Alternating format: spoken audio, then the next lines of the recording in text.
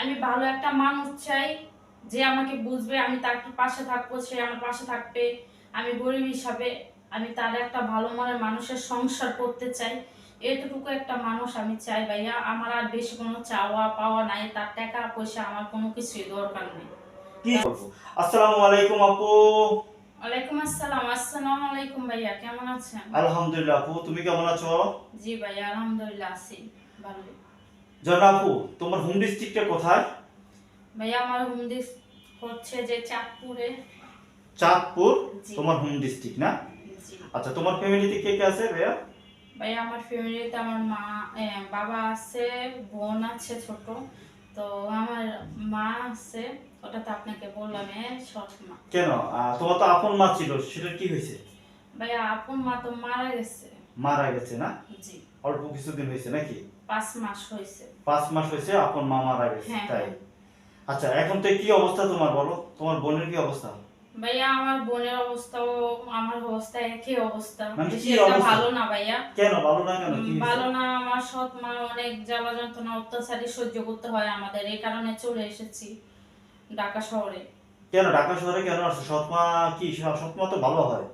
ভাই সবার কপালে তো সুখ সয় না বেশি দিন, তো আমাদের কপালও বেশি দিন সুখ সয় নেই। এই কারণে আমাদের কপালটা খারাপ, বলতে যে সৎ মাও খারাপ আর নিজের আপন মতো দুনিয়া ছেড়ে চলে গেছে।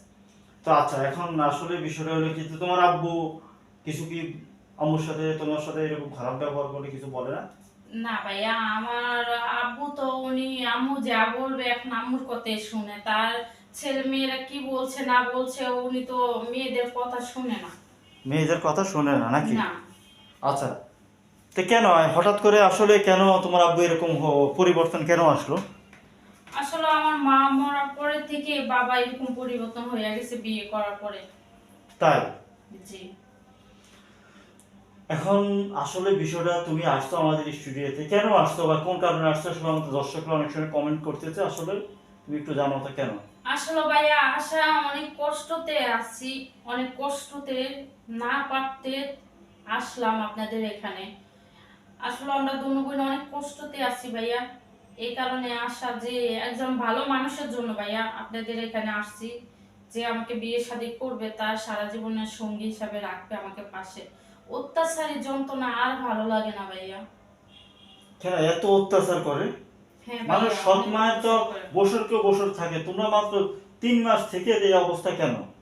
ভাইয়া আসলে আমার ফ্যামিলিটা আপনি যদি দেখতেন তাহলে বিশ্বাস করতেন যে এত কষ্টতে আছি, এত কষ্ট মানুষ সহ্য করে, মানুষের অত্যাচারী না বললে নাই ভাইয়া। আচ্ছা, এখন যেহেতু তুমি আমাদের এখানে আসে পড়ছো, আমার থেকে অনেক ভাই আমার নিচে দেখলাম কমেন্ট করতেছে। আচ্ছা, কোনো ভাই যদি তোমাকে বিয়ে করে, হয়তো তার বয়সটা অনেক বেশি, 45-50 বছর, সেই ক্ষেত্রে হয়তো বা কি বলো, তুমি বিয়ে শাদী করার কোনো ইচ্ছা আছে কিনা, যেহেতু আসলে তুমি ভাইয়া গরিব? আমি গরিব আছি, আমি গরিব, তো আমি গরিব ঘরের মেয়ে। আমার অত বড় ধরনের কোনো ইচ্ছা, কোনো চাহিদা কোনো কিছুই নেই। চাচ্ছ তাহলে তুমি টাকা পয়সা চাচ্ছ না, কি চাচ্ছ তার কাছ থেকে? আমি চাই সে সবসময় আমার পাশে থাকবে, তো আমি তার পাশে থাকবো, সে দুজনে ডাল ভাত কয়টা খাইয়ে দিনকাল পার করে দিতে পারলেই হবে। তাই? জি। আচ্ছা, যদি এমন কোনো ব্যক্তি তোমাকে সুখবর দেয়, ভাইয়া আমি জন্নাকে বিয়ে করবো, জন্নাকে বিয়ে করে হয়তো আমি বাহির নিয়ে যাব, সেই ক্ষেত্রে তোমার থেকে কিরকম লাগবে? সেক্ষেত্রে আমার কাছে কেমন হবে, সে অবশ্যই ভালো লাগবে। সে যদি আমাকে বিয়ে শাদী করে তার পাশে আমাকে রাখে, সে যদি তার পাশে আমাকে সবসময় রাখতে চায়, আমাকে নিয়ে যেতে চায়, তাহলে তো এটা আলহামদুলিল্লাহ আরো ভালো কথা, খুশির কথা। তাই?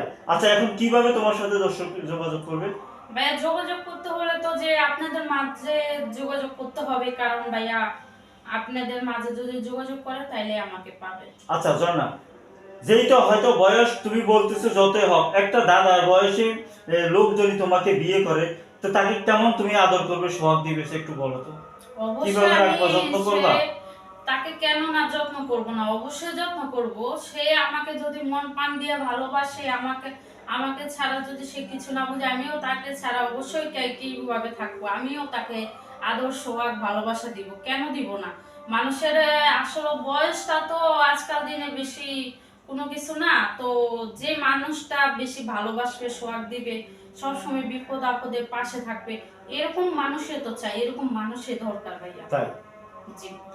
দর্শক, স্ক্রিনে দেওয়া যে নাম্বারটি দেখতে পাচ্ছেন সেটি আমাদের ইউটিউব কর্তৃপক্ষের। আপনাদের যদি ঝর্ণাকে ভালো লাগে, পছন্দ হয়, তার একটা স্ক্রিনশট মেরে এই নাম্বারে ইমো আছে, হোয়াটসঅ্যাপ আছে, পাঠিয়ে দিবেন। আমরাই আপনাদের সাথে যোগাযোগ করবো। অযথা কোনো ভাই কল দিবেন না। ভালো থাকবেন, সুস্থ থাকবেন। আল্লাহ হাফেজ।